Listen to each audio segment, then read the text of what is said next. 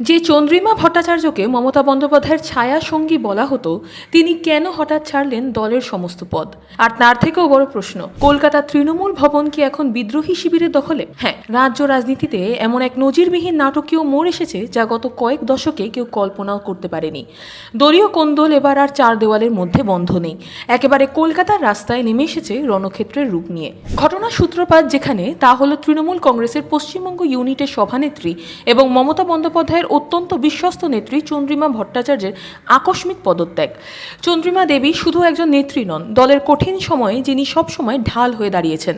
সেই হেভিওয়েট নেত্রীর সমস্ত দলীয় পদ থেকে ইস্তফা দেওয়াটা নবান্ন থেকে শুরু করে কালীঘাট সব মহলেই একটা তীব্র কম্পন তৈরি করেছে। রাজনৈতিক বিশেষজ্ঞদের মতে এই ইস্তফা কোনো আকস্মিক ঘটনা নয়। দীর্ঘদিন ধরে দলের অন্দরে যে অভ্যন্তরীণ বিবাদ এবং মতবিরোধ চলছিল, এটি তারই বহিঃপ্রকাশ।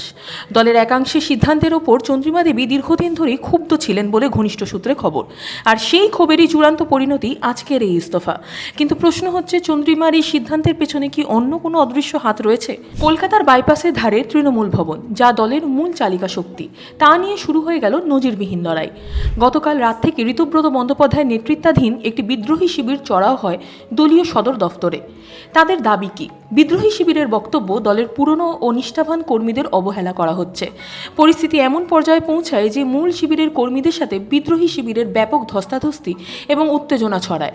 আজ সকাল থেকেই সেই কোন্দল আরও চরম আকার ধারণ করেছে।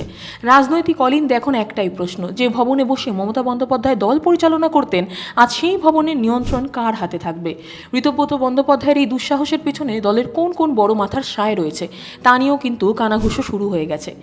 এবার আসা যাক সবচেয়ে বড় প্রশ্নে, তৃণমূলের এই অভূতপূর্ব ড্যামেজ বা ক্ষতির পর পশ্চিমবঙ্গের রাজনৈতিক সমীকরণ কোন দিকে ঘুরছে? একদিকে রাজ্যে নতুন সরকার এবং নতুন রাজনৈতিক মেরুকরণ, তার উপর দলের এই চরম অভ্যন্তরীণ ফাটল।